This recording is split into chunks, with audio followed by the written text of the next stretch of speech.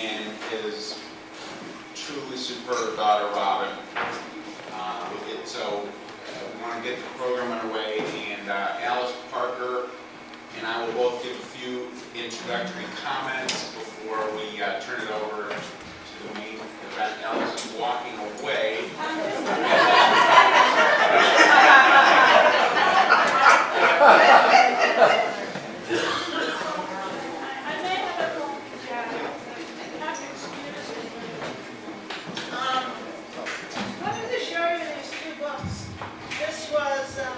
Epic Unitarianism, which David Parke wrote at what age? 28. Wow. The history of Unitarianism. Wow. And, which I have not read, but I have to. This is Naming the Holy, which you wrote when? Older.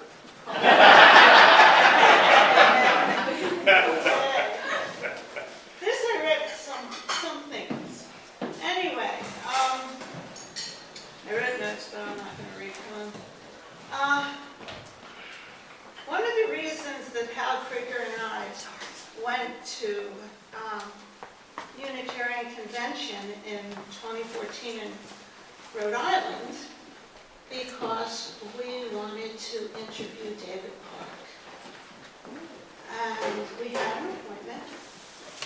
We were supposed to meet him in a very crowded meeting. And walking over, okay, I'm not supposed to look at it. And walking over, we were saying to each other, how are we going to know him? And we didn't ask him to put a hat on. How are we going to know this guy? So we had this picture. Age 28. Age 28, and this was 2014.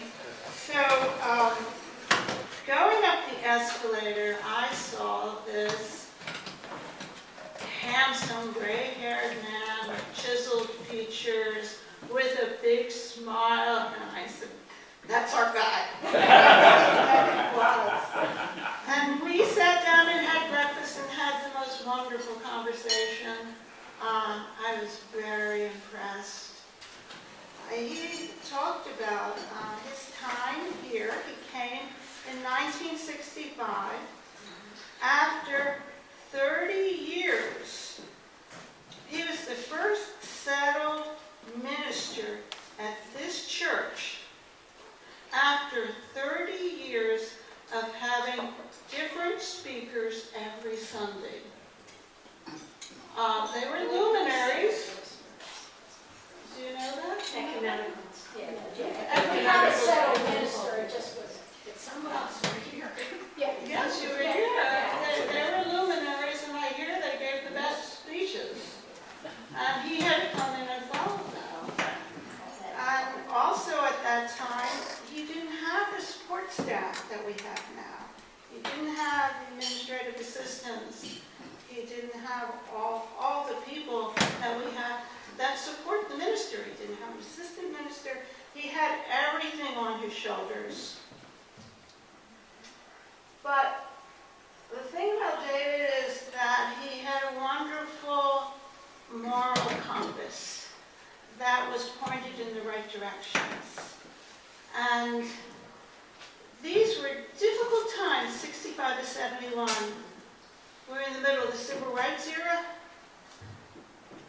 Vietnam War, our cities were burning, Detroit, Los Angeles, Newark, and he was Philadelphia burning at that time? I wasn't sure. And he took on the very difficult issues that he brought to the congregation. Not everybody wanted to hear it. He talked about the war. He was a pacifist, and there were people here who were pro-war, pro-Vietnam. He talked about apartheid in South Africa. He talked about racism during the Civil Rights era, where black people were being mowed down in the South. Even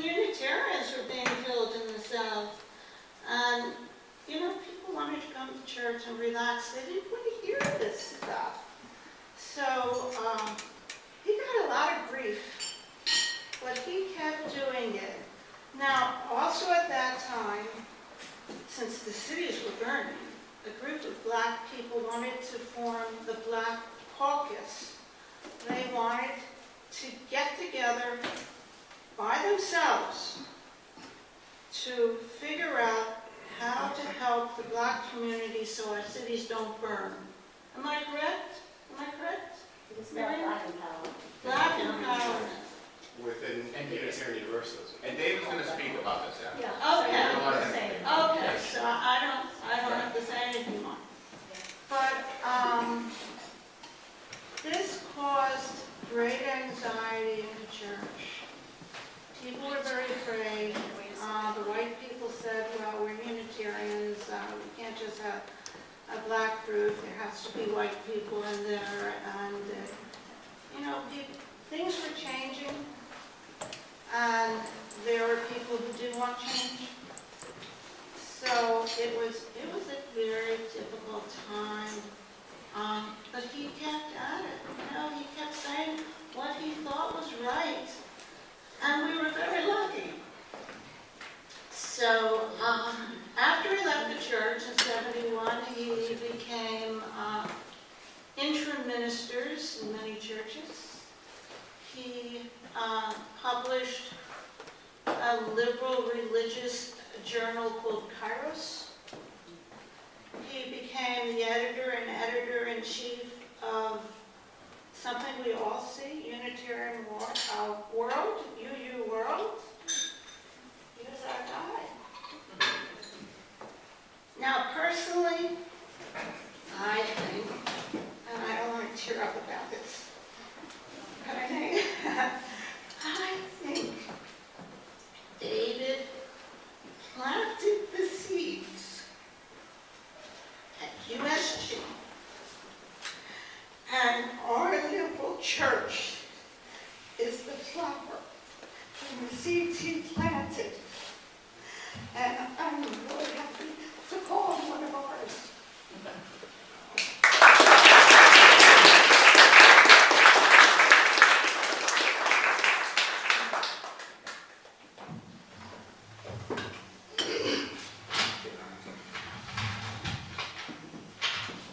Thank you so much, Al, for all you and Hal are doing. And Oh, yes, we are writing a history of the church from last 50 years, 1965 to today. Take your hand off. Maybe move away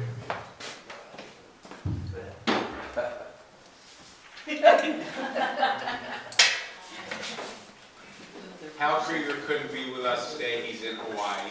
And he and Alice are working very hard with many other people on the latest 50-year history. And there is a David Parke chapter, which is an advanced draft form, which really speaks eloquently to a number of the issues Alice just was touching upon. For me, David and I had very little interaction before this engagement was established about 6 months ago. It's become clear to me that the primary spiritual response in my heart to being aligned with David is deep gratitude and awe. He is just a wonderful human being. He's got a PhD from Boston University, same place Dr. King had an advanced degree from. David knew Coretta in college. He and his wife Avis wanted to come to this neighborhood to raise their children in this special environment of Greater Mount Airy in Northwest Philadelphia. And this place was so lucky to get him. It was a tough time, and just building on Alice, I just want to thank David for being a pioneer with courage. He's an imperfect human being. Oh, you got that right. As is every person here. Right. Yeah, so just keep it real. But showed up and really worked in a neighborhood that was fighting redlining, was getting more and more person by person involved in the civil rights movement, and built relationships across lines that were too often segregated and entrenched. So I'm very glad. I just want to add one more point before I turn it over. I think most everyone here knows that David's ministry here ended with significant sadness and grieving. At one point, the board was petitioned by a group of people to move towards ending his ministry. That resulted in a vote of the membership, which went approximately 2-to-1 ratio, asking Reverend David to leave, which he did. His last day of service was the end of January in '71. And for me, I just want to read this statement from David. In Sunday service on December 6th of '70, Reverend Parke read the following statement to the congregation about departing. I take this step with sadness, both because of the quality of friendship which we share, and because it was not my desire to conclude my ministry at this time. The new directions on which we have embarked together, including a comprehensive ministry, a fearless pulpit, and a deepened responsiveness to the needs of our neighborhood, are by no means secured. It was my hope to continue among you to realize the fuller responsiveness by the church to its members. It was my hope to continue among you to assist the church to unlock its vast resources, human, financial, and property, in behalf of the people of Germantown and Philadelphia. A final word. Try to love. Try to love. You who value what I have been, be that to others. Keep strong in the bonds of friendship, deep the love of truth, bright the vision of earth. Give each other space to grow, touch often, and persevere. And I'll just tell you, the guy has a contagious love of people and life and kids and oatmeal and blueberries. And it is just a joy and an honor to be around you, our dear brother. Welcome back to the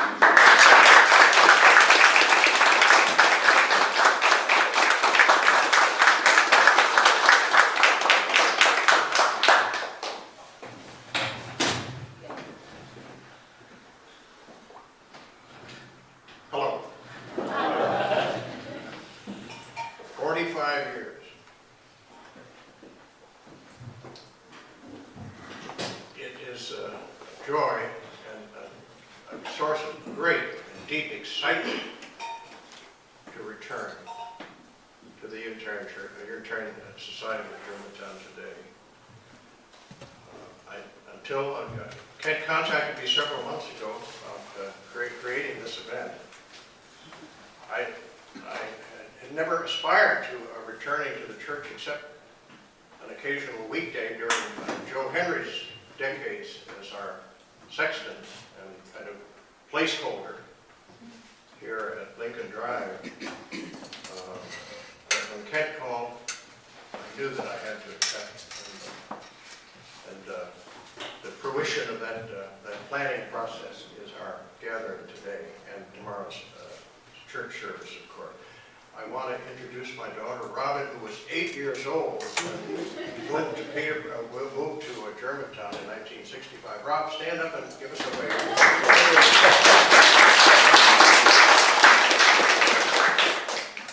Robin is my second child of a total of 6 young Parkes, now less young than they were. But she is an admirable ambassador of the family and of many zones of culture that she's more familiar with than I am. She is a professional international educator. So if you have questions about international education, I gladly refer them to my daughter.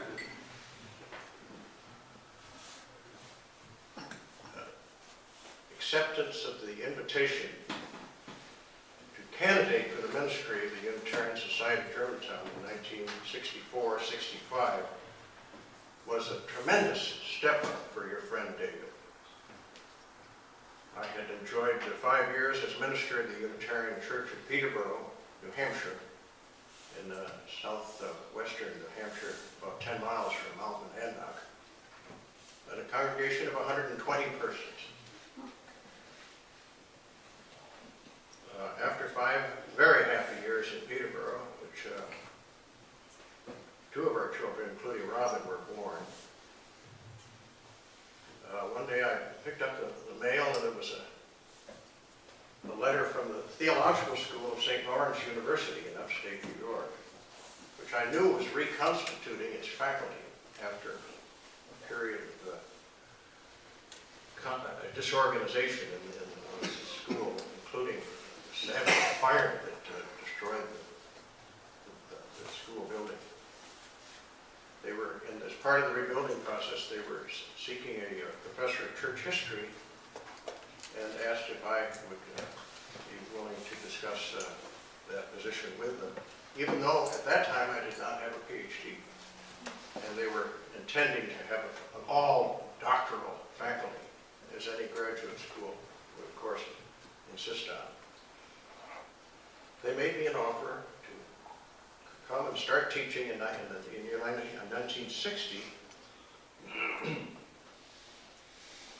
with an agreement that after 2 years they would basically pay the expenses for my doctoral program at a university of my choice.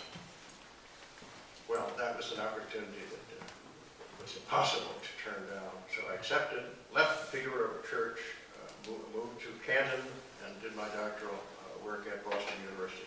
I don't mean to prolong that detail, but I want you to know who I was and where I was on the threshold of the invitation to become your minister here, first extended in 1964 and implemented in 1965. What I saw on Lincoln Drive was a congregation in just an incalculably and unfathomably profound transition from a guest pulpit in which people other than the minister occupied the pulpit and sketched the vision of the congregation to a return to the former plan in which the minister of the church was also preacher to the congregation. Just imagine the depth and extent and freightedness of that transition. It was much easier to go from Dr. Sullivan's ministry into the visiting minister plan than to reverse the dynamic and go from the visiting minister plan, where you had a famous preacher every Sunday from somewhere else, to a resident minister who was, again, preacher to the congregation and the senior professional religious leader of the congregation. So I just want to set that context. We don't need to discuss all this, any or all of the subsequent events. That was the challenge that confronted both of us, you as the congregation and I as the candidate for ministry. In spite of any anxieties I might have held at the time, I could not refuse this invitation, as I could not refuse the invitation of St. Lawrence University 5 years before. So, risking all, you welcomed me as your new minister, and I welcomed you as my new congregation. And those feelings of welcome, of deep certainty that together we could accomplish goals that we couldn't accomplish separately, we proceeded. And I want to affirm the strength and merit and basic goodness of the 5.5 years of ministry that we shared. Nothing that happened at the end of that process invalidates the quality of experience that we shared as a congregation. Now, I'm recognizing that very few of you here today were present and participants in the congregation as of 1965. Let me ask for hands. Is there anyone in the room who was involved at that time? 1, 2, 3, 4, 5, 6, 7. Thank you. Thank you for making yourselves know. That's absolutely wonderful. My life since Germantown has been full of drama, as my life in Germantown was full of drama. I'll just mention a couple of details. All of my children, they came about every 2.5 years.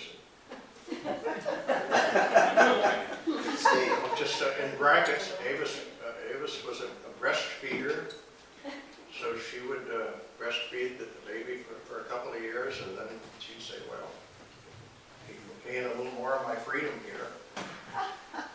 So then, a few months later, she passed the word on to me, well, I'm pregnant again. The baby, wonderful. That was our design as a family because her father was one of 9. Oh. I wasn't trying to catch up with Dwight Strong, my father, but there was pressure within the Strong family to have a lot of children. And I was very comfortable with that goal. So, anyway, within the family and within my ministerial career, there were a lot of changes after 1971 as well as before and during my ministry. I won't go into those, but if you have questions or concerns about any of that history, I'd be very glad to comment. So now, did I just hear a chime? I did. I'm done. I'm done except for any questions or comments you'd like to make. The rest of the program is all yours.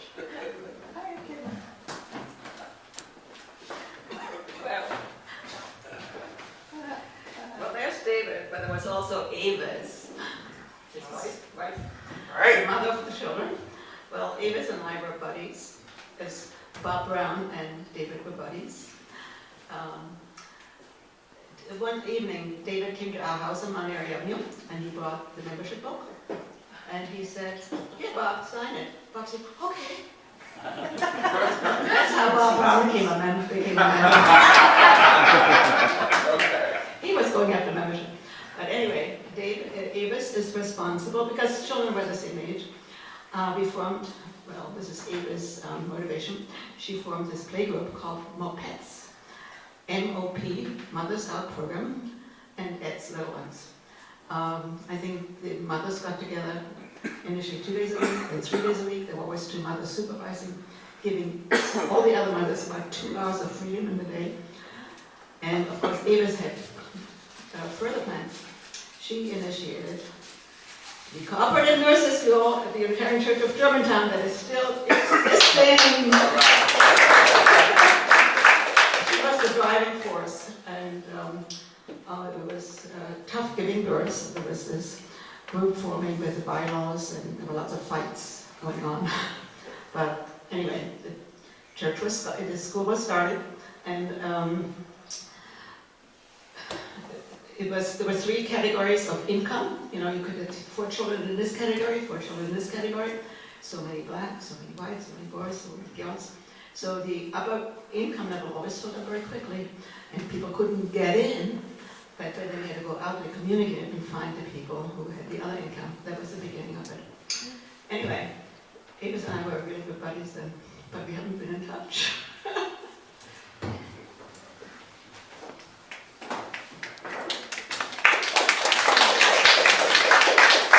Thank you, Ingrid. It's great. Sir.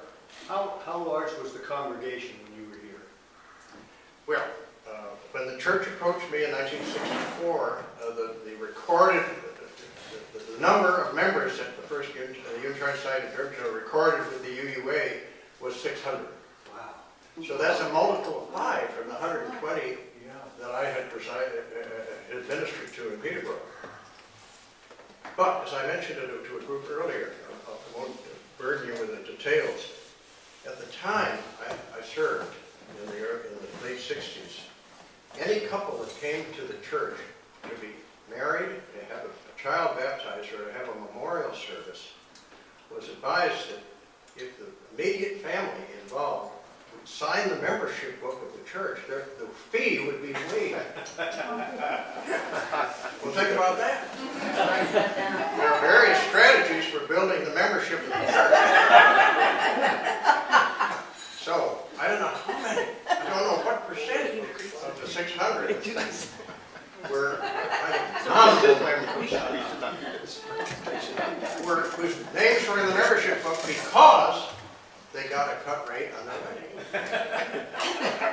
People still try to do that, at least for you have to be a member. So I try it again. So, is that responsive? We still do it? I would guess that the actual number was closer to 350 or 400, but that's a significant number. Questions, comments? Yes? And what was the religious education program like? The religious education program was we were very proud of because we had throughout my period there, I don't know how long before that, we had a full-time religious educator, and that's part of the comment that Alice and Kent made about now there's a much greater, more fully deployed staff presence at the church than there was 60 years ago, 50 years ago. My first year, what was her name? Well, Eileen Day was there, but. Eileen Day, but before Eileen, Margaret Margaret Odell. Yes, Margaret Odell had been a director here for 4 or 5 years. And when I was candidating for the ministry in Germantown, at least one couple came to me and said, "Oh, David, you're coming as minister. It enables us to present to you the name of Margaret Odell, who had left a couple of years before, to bring her back as director of religious education." So that's what we did. Now, I'm not sure. I think that was the best decision because I didn't know Margaret. I didn't know what the proper capabilities were of the two of us to work together. It didn't work out as well as we hoped for. So she only, after I came, she only stayed the first year. Then we did a search for another RE, or I came up with Eileen Day, who seemed to me, Ingrid, you may have a similar or different view, did an outstanding job with children all the way from pre-nursery to high school. I have only the warmest and most grateful memories to Eileen's leadership here for the last 4 years of my ministry. RE was after Sunday morning worship was the most important program of the church, and I'm proud that we maintained a high level of leadership in that field for our gathered family. Could you tell us about the Black Caucus? The Black Caucus, well, I feel like turning to, where's Dallas? Dallas is right here. Right there in Dallas.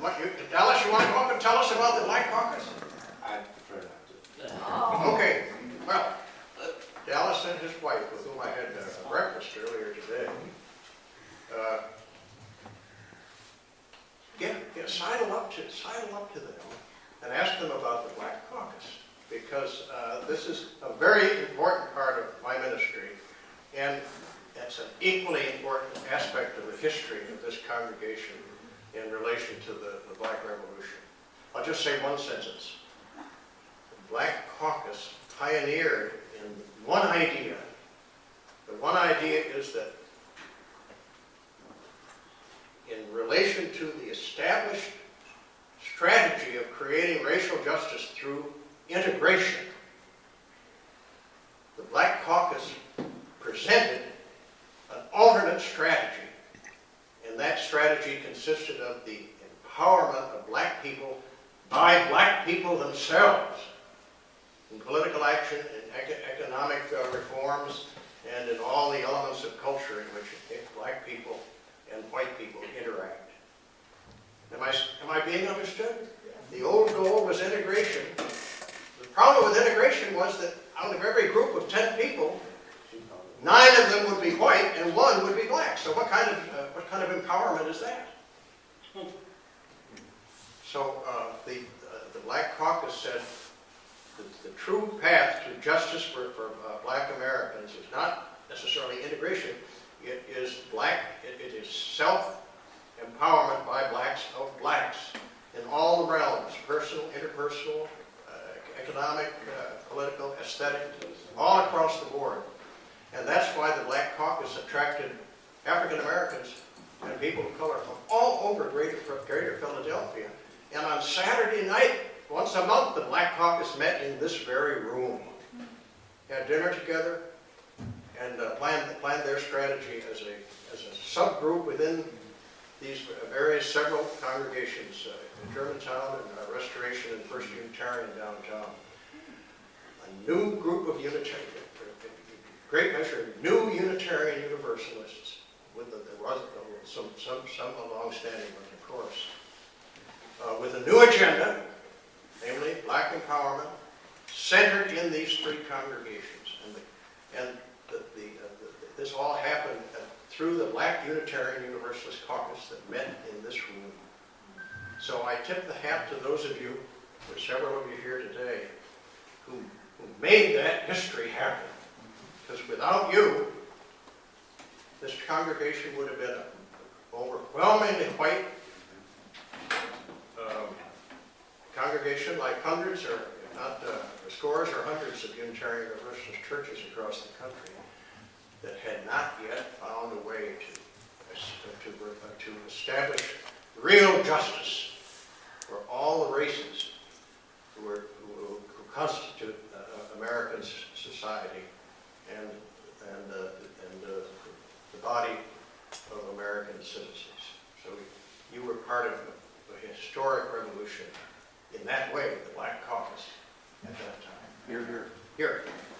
What was happening in Mount Airy at that time with respect to integration or blockbusting or anything?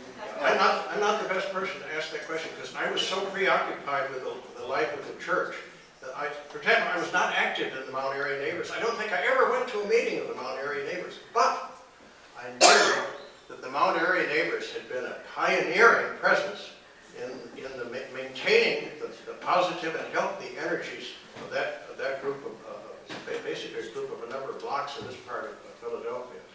And so I knew that the leadership of directed social change in West Lot area, in this part of the city of Philadelphia, was in good hands, even though we were more parallel organizations than a single organization. Is that? Yep. Yes.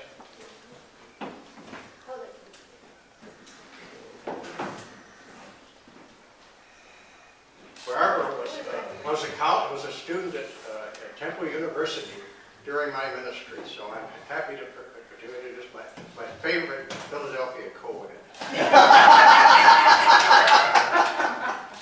You don't have to go away to college, you know. Just about that, Mount Airy, I'm a Germantowner.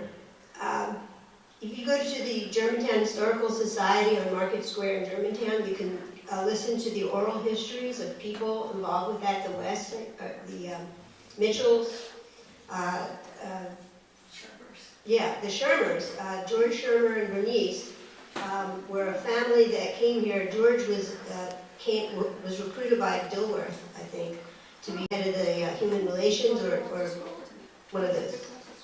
And they lived on McCallum Street, and my parents knew them from politics outside of Philadelphia, and it was actually a parallel family. There were 4 of us and 4 of them, and we were all the same gender and age going down, so we each had a partner in the Sherman things. Beside the point. So I've been associated with the church since I was about 3, going to the house on the hill. My first memories are, I remember Martha Mertz standing, greeting us, coming into the Sunday school. And so that's about 66 years total affiliated with the church in one way or another. Only 5 years with David here. But in the course of those 5 years, I would say 2 very monumental events in my life occurred. One was the death of my father in a car accident in October of 1966. I was a junior in college. And so Dave was our minister, and I specifically recall looking out one evening, watching this Dave coming up the street, coming to visit us for the pastoral call. And then he did the memorial service. And I remember one thing he said was that my father, after a service, would always come up to, correct whatever David had said.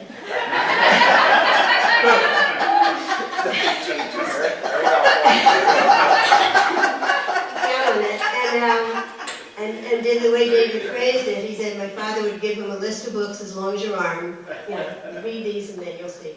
Error of your ways. He used to say that your ministers would always preach sermons on book reviews, and I actually had him written. And then the other event of my life, so my father died, and I felt after a while I needed to go off and to another part of the world. 2 years later, after I graduated from college, so I signed up for the Peace Corps, and I was set to leave the day after Election Day, 1968, and that was that crazy Democratic convention in Chicago with the police, which still issues there apparently. But my dad had known Hubert Humphrey for many years in union movements like that, so I decided, since I had 2 months to just hang around, I went down to Humphrey headquarters the day after the convention ended, and that's where I ran into Bill Dowdle. I walked in the headquarters, and there's this circle of young women standing around, and he's just entertaining them with stories, and so I thought, wow, so I just sort of hung around, and I just stayed, and then we went out to dinner, and then I don't know if it was right away I found out he was in the only category of humanity that I, as a lifelong Unitarian, would never choose as a life partner, and that was Catholic. Because, we define it. How do we know who we are? We just say everything in the Catholic Church, and we don't do that or believe that, and that's who we are. And my dad made a joke that he came to the church one summer when there was very little attendance in the summer, and he saw cars parked all on both sides of Lincoln Drive, and he said, "Must be a sermon against Catholics." And it was, So I guess I'll just go in the Peace Corps anyway. And but we stayed in. We had this communication, telephone, letters, and I didn't know what to do. So one thing I did was I wrote to my minister, David Parke, and he wrote me back. It was a one-page, but small type. Didn't have computers then. It was like a typewriter, and single space. And essentially, the message was, you can't have this conversation at this distance. And two, people of differing backgrounds can meet in ways, and go forward together. But you have to come back and have a conversation. So that's when we came back, we had a conversation, followed forward, we got married. So those are two very important parts of my life, and David being here. And so, and then, then we had children, and the children came here, and one of them is a minister, so. There you go.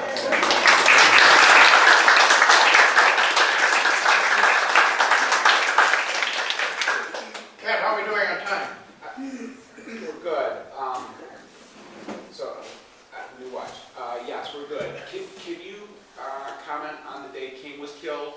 The what? And the day King was killed, and what was happening with you and people that day here? Just this weekend learned that there were two stories centered here at the Unitarian Society of Germantown, occasioned by the death of Dr. King. I was a member of the leadership team of Fullback. We which was the White Support Group for the Black Unitarian Universalist Caucus. Continental Caucus, Continental White Support Group. We organized the White Support Group because the blacks had made it clear to us as their white supporters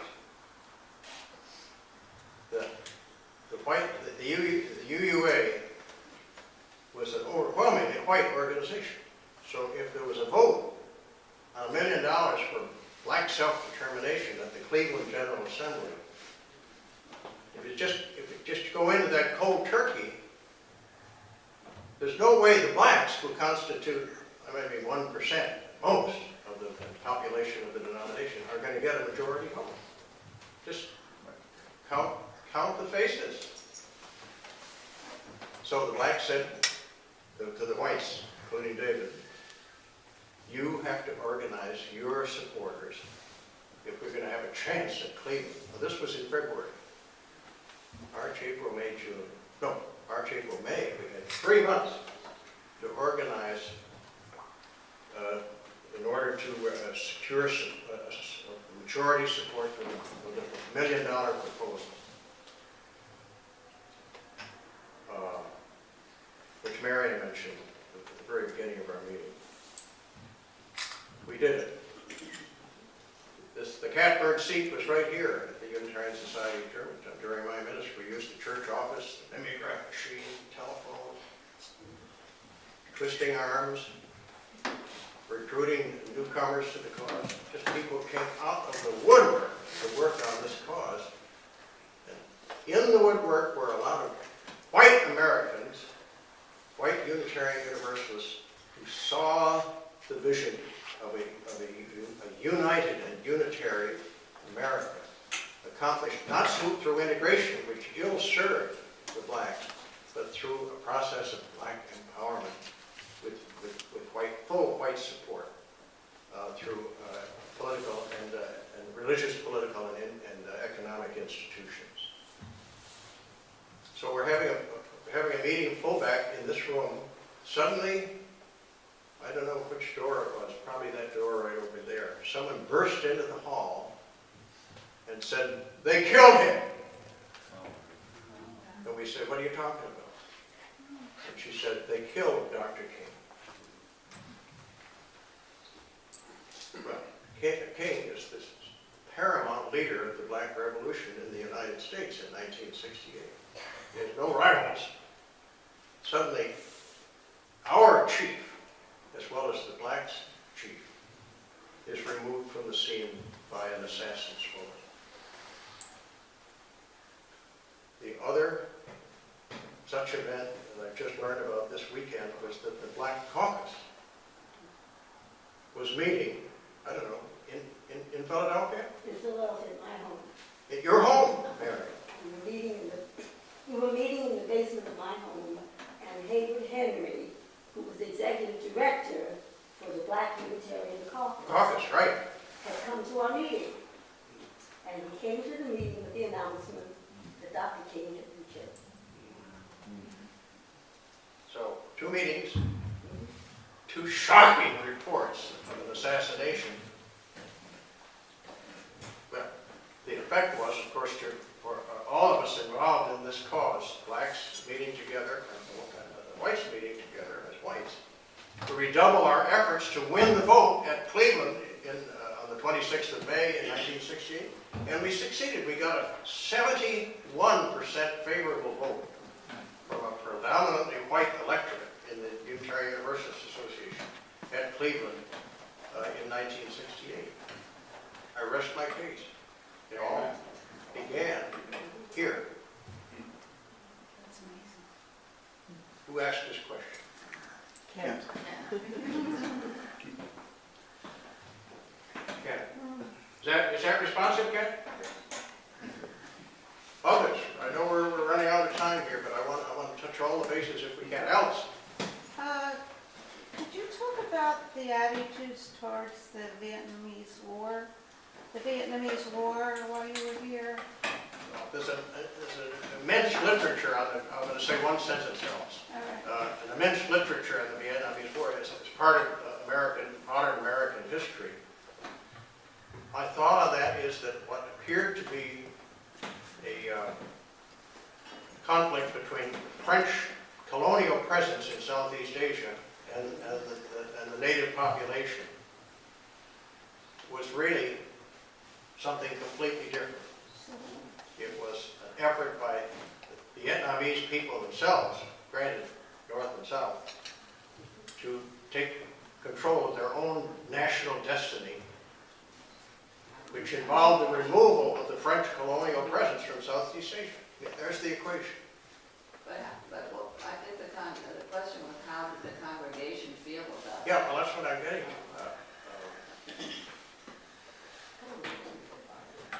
I can't give you a definitive response to that. I was so caught up in the Black Power controversy that I preached several sermons on the Vietnam War, but I had to scramble using the daily paper and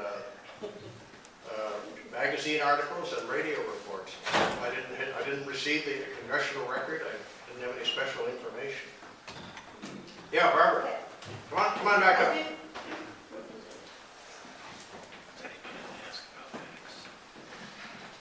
Barbara, we need you to answer this question. I do remember that David, the Sunday after the bombing of Cambodia, there was a, I guess Nixon, right, bombing Cambodia, and David came the next and said he felt it was wrong, and it was a little longer than that, and then invited people to speak in the congregation, and Gladys Dascom, the wife, Max was still alive, right? Yes.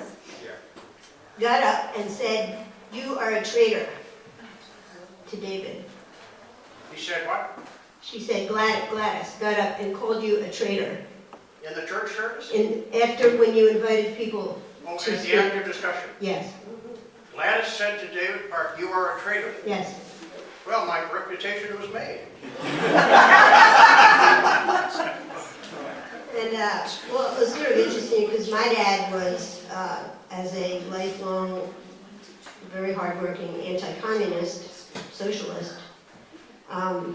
supported the war on the ground that the communists were totalitarian, and they were the North was trying to, by means of going into villages and killing teachers and union leaders, that that was wrong. So he was a supporter of the war, but as I said to David, I think if my dad had lived, he would have still been with David, even if they disagreed about the Vietnam War. But by chance, my father died before my brother was drafted in 1968. So my brother's gone back as a tourist.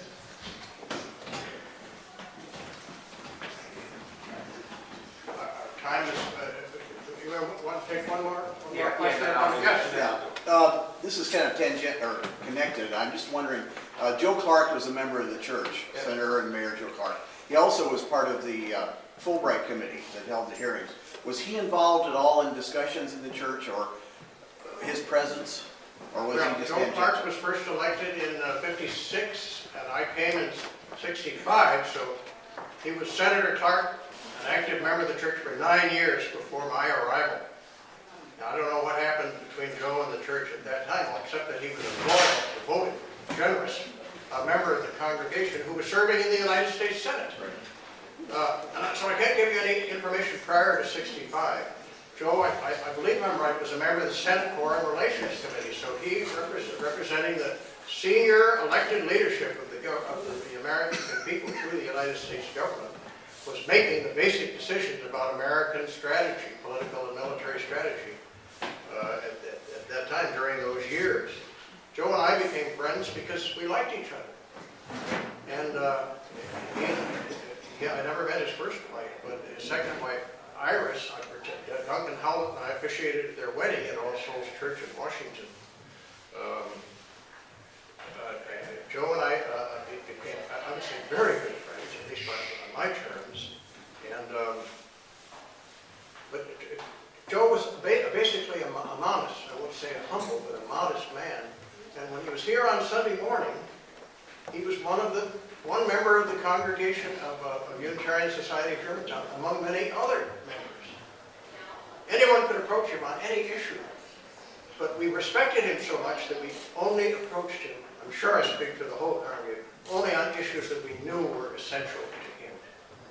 Anything else would have been an unkindness and a waste of his time. So, Joe... And his wife asked you to do his funeral. Well, Marguerite Lovett was the minister here at the time of Joe's death. But Iris Clark, Joe's widow, called me and said, "Will you speak at Joe's memorial service?" And I said, "Yes, I will." So I came back. I forgot where I was posted in ministry at that time. I was deeply, just inexpressibly honored by that invitation. Can't you imagine a minister in that situation with a person of such a stature as Joe? And I don't think I spoke very well, but I did my best to honor someone who was a great American, a great Pennsylvanian, and I'm happy to report now, long after the fact, a friend of mine. And Robin had a comment. Yeah, listening to all of your stories, I just thought I would take a second to say hello. Hi. And just to tell you a couple of quick things, from my childhood memory, from being 8 to 14 here. And one thing is that I learned how to do the foxtrot and the box step in this room. In our youth group dance lessons. And we got all dressed up, and it was very special to be sort of so formal. And, I went to Henry and Leeds schools. I was at Leeds the year the student shot and killed the teacher in 1971. Yeah. And I was actually involved in helping change the policies at Leeds so that girls could wear pants to school. So they had to get What school? pants. Hands. Yeah. And did you work with our ushers? That's a big joke. It's an in-joke. You can get it. And so I also remember doing the Lord's Prayer as sacred dance in the sanctuary. My mother taught sacred dance here, and so we got scarves, silky scarves, and did, sort of coming up the aisles, and it was a really beautiful experience. I remember this church very fondly, and have wonderful memories of the people here and of the whole experience for me as a minister's daughter. I remember that my mother and I made matching dresses for Easter in the same fabric, and it was a very, for me, this place has been, I have memories of this place as being a very elegant community, and I felt very special to be a part of this beautiful place. I also mentioned the Vietnam War. I do remember we had a poster in our house that said, it was very common to see posters of the number of Americans that were killed and, how horrible the war was for the United States. And of course, in Vietnam, it's called the American War. And I remember we had a poster in our house that said the number of Americans killed and the number of Vietnamese killed. And of course, the Vietnamese number was so much higher. And, in our upbringing, we were raised in a social justice family. We were very much involved with civil rights and doing the right thing and justice. And so it's kind of in the fabric of my upbringing. This church was very much a part of that. I very fondly remember Joe and Rosalie. And, when I think about this church, those are the people who come to my mind first, actually. And I remember many, many other people as well. But for me, they were very important every week. They were the human face of the church, Yeah. Joe and Rosalie. And I want to tell you the LRY story. I don't remember a lot of memories from the LRY, but I do remember our trips, our vacations as a family were very much, getting in the car, going to General Assembly. So we would drive to wherever GA was. And one of my favorite memories from that was being at the LRY when a group in some place at GA where the big thing there among our friends at the time was save water, shower with a friend. And we did. Probably, we didn't get too too much trouble with that, but. Most of all, I just want to thank you all so much for bringing us here and welcoming us back into this beautiful community, and for the opportunity to have this time with you all weekend. And it's just so special for me to be able to come back to a place where I spent such formative years. And I want to thank you so much for your invitation.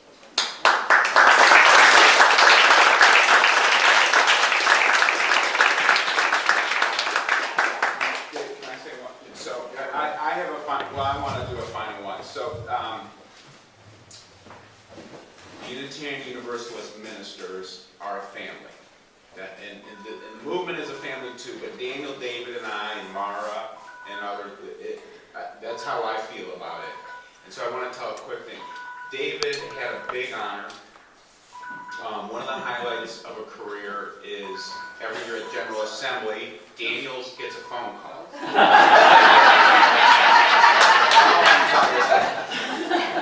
It's General Assembly, Wednesday morning. The ministers are finishing our time together. There can be 600 to 800 of us, and we're in our final hours before the troops hit the beach and come in to be with us. And we're guarding our time jealously. But that's a worship time. We call it the 50-25 anniversary. And each class of the 50 years having been in fellowship and the 25 having been in fellowship vote amongst themselves to pick their speaker. David was elected at 50 years. What year was that, David? That was, wait a minute now. About 8 years ago? No, it was 06. Okay, so 06, David's the speaker. 600 or 700 ministers in a worship service. And the fun, anyway, comes up.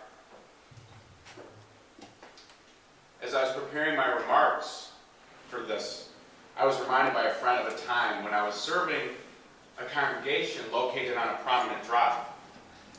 And at that time, I was preaching on a Sufi text. And the sign out on the prominent drive read, for the announcing the sermon, Unitarian Society of Germantown, fire, Reverend David Parke. And I preached that sermon, and boy, did they get it. And they did. And the ministers went crazy.